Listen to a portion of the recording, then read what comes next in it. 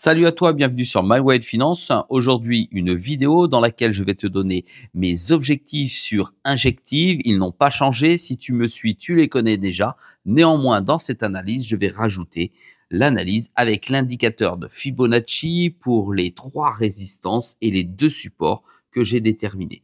C'est parti.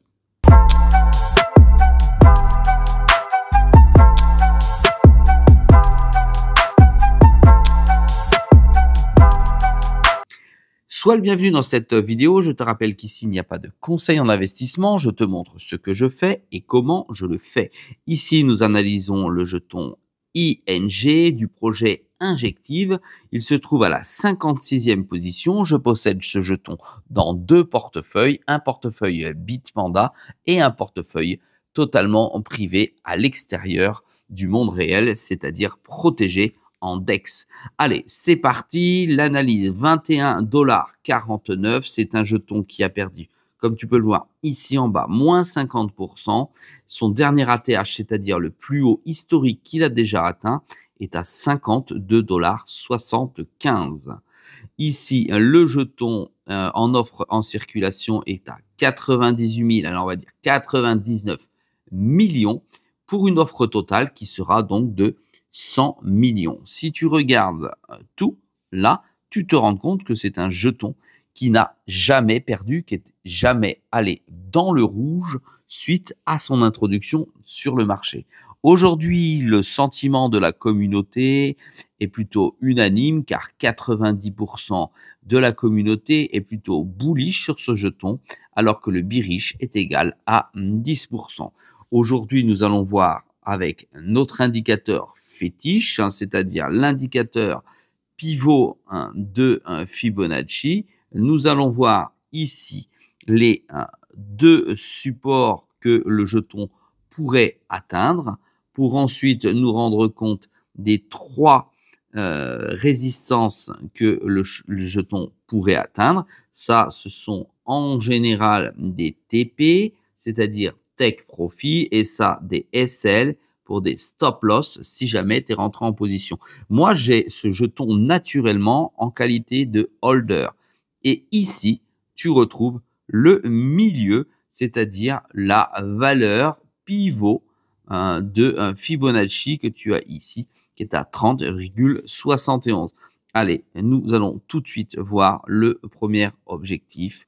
Premier objectif sur TradingView directement. Nous avons le jeton Injective contre l'USDT. La bougie est égale à une journée et le cours est pris sur Binance. Tu vois le cours qui oscille correctement depuis déjà longtemps. Tu vois qu'il a atteint ici les fameux 47-50 $ que l'on a vu tout à l'heure. On va aller revoir ça parce que là je l'ai oublié. Le plus haut historique, pardon, à 52 $ que tu retrouves directement ici. Ça veut dire que déjà en mars 2024, il avait atteint son fameux ATH. Aujourd'hui, le cours est ici. On va te le mettre comme ceci. Tu vas voir. Hop. Il est ici le cours. Ça veut dire quoi? Ça veut dire que le cours est aujourd'hui en dessous. Ici, c'est le centre.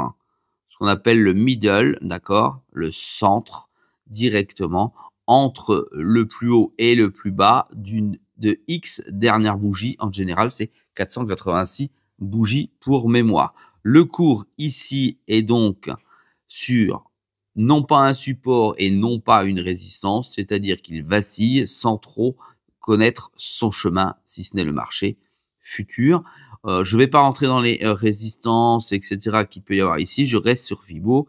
Ici, la première partie qu'il pourrait atteindre en support s'il continue à descendre est à 15 $. Alors, je te rappelle que je te montre les supports. Je l'ai dit grossièrement, hein, d'accord? C'est 15,55 $ exactement si on veut être précis. Même là, il n'est pas mis à 15,55. 15,55. Ensuite, s'il descend encore plus bas, il est dans les 5 $, à savoir exactement, pardon, 6,19 $. Voilà.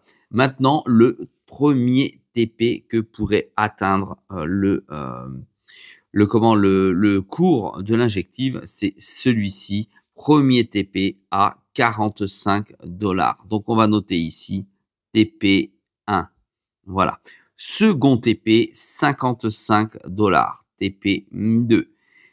Troisième TP, 70 $, TP3. Voilà, tu as donc ici les 3 objectifs possibles à moyen terme, puisque aujourd'hui, l'analyse est faite sur une bougie. Le tableau, c'est une bougie égale une semaine. Et tu vois ici l'objectif 70, 55, 45 d'après mes calculs. Maintenant, ça, il s'agit de l'objectif calculé par Fibonacci.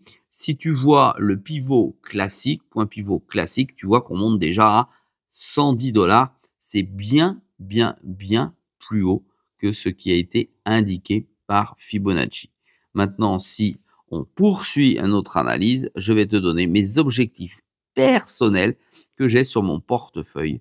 Et les voici, je vais te les noter ici. Je vais faire une toute petite place naturellement dessus pour que tu arrives à les lire plus facilement. Mon premier objectif ici, je vais te les mettre en blanc. Objectif numéro 1, c'est 95 $. Voilà. Mon premier objectif, on va dire mon TP1 personnel sur mon portefeuille, c'est 95 $. Ensuite, je vais laisser courir pendant le bull run et je t'indique mon TP2 qui est haut, c'est la folie. Je l'indique à 150 $. Alors maintenant, TP1, 95 $, TP2, 150 $. Maintenant, si tu as bien noté, si tu reviens sur les objectifs ici, tu vois que celui-ci est à 110. Donc, c'est pas forcément déconnant de retrouver un objectif entre 95 et 150 $ en TP2. Voilà, je viens de te donner mes objectifs personnels sur mon portefeuille. Si toi aussi tu as des objectifs, n'hésite pas à me le dire en commentaire. Donne-moi aussi, si tu le veux bien, tes propres objectifs pour voir si je ne suis pas à la ramasse. Si tu es plus haut, si tu es plus bas que moi, n'hésite pas à me le dire selon tes calculs.